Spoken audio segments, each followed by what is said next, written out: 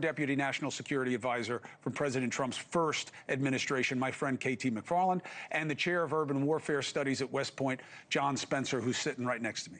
John, it's great to be with you in person. Thank you for the challenge coin. KT, what is your sense here of what makes the most sense for the president to do in this regard? Look, I don't think he's made a decision yet. And I've been with President Trump in the Situation Room where he's faced those decisions, where he made the decision early in his first term to bomb the Syrian airfields where they were using chemical weapons against their own people. He's a reluctant warrior. He's got a goal in mind. In this case, he said Iran isn't going to have nuclear weapons. But how he gets to that goal, he could try a number of different things. So here's what he's doing right now. He's sitting in the Situation Room, which is like a large conference room at a large conference table. And he's got the Secretary of State, Secretary of Defense, National Security Advisor, maybe now Secretary of State.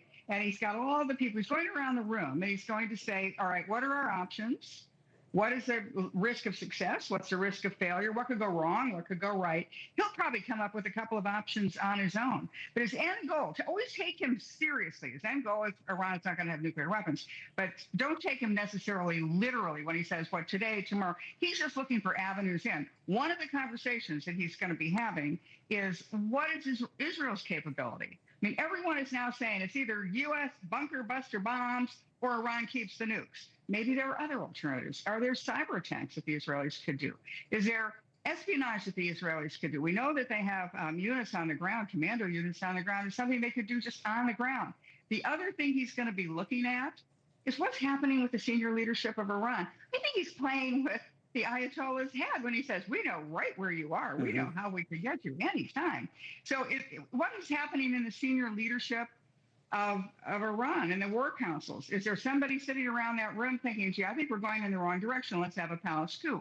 Or is there likely to be some kind of an uprising of the Iranian people? Trump is going to look at all those things before he makes a decision, and I think he's got some time before he has to make that decision. John, do you agree with the idea that we have time here? And what do you understand about how these massive munitions work and how sure you can be that they worked? Well, I absolutely believe there's always time, and there are all these risk considerations, moving certain positions. We know the aircraft carriers getting into position. The more you can reduce that unknown risk of potential things that Iran could do, retaliate. Maybe it's performative and they just launch something near an air base.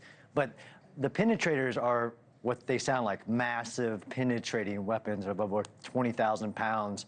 That actually use kinetic energy to push into the ground to hit that deep buried thing and then blow up inside of the ground. If it's used, it'll get the job done.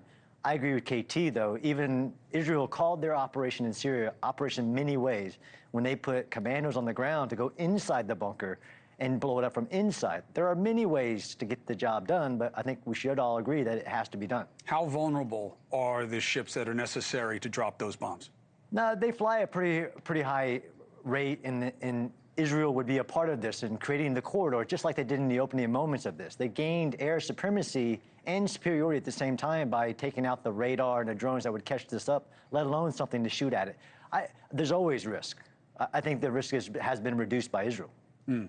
And in terms of what it means, so you drop these bombs, you say they'll do what they're supposed to do, but wouldn't you have to go in there? Wouldn't somebody have to check and see what is left of the operation and how serious it still is? So there is that, and you have a way to test if there is any leakage of anything. But if you drop one of these, and that's the ideal, you need one as well. Israel's also infamous now at drilling, where they drop more than one bunker buster on the same location. They dropped 50 and 30 seconds on Mohammed Sinwar to make sure, no matter what was underground was dead and gone.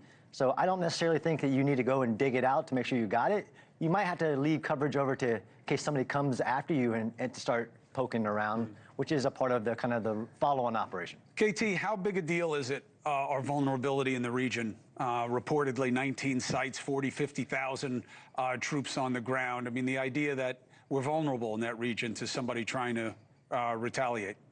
No, we're already vulnerable, but this is if the Ayatollahs and the mullahs and the IRGC, if they want to come after Americans, they might as well just put the gun to their head and pull the trigger. because that would be the casus belli. That would be President Trump saying, okay, enough is enough. He's very, very protective of Americans.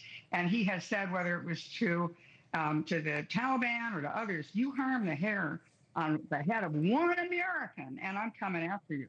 So I think if they do that, that's a suicide mission on their own.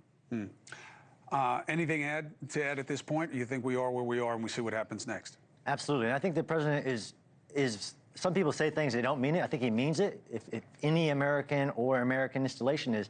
That's easy, though. I think KT has it right, and it's not just because I see her at church on a regular basis. It's you take his intentions seriously, but you don't take every word literally. I agree. And I think that's very important to remember right now. John, I appreciate you. Thank you so much. KT, thank you for being my friend. Thank you for being a resource. Appreciate you. Thank you.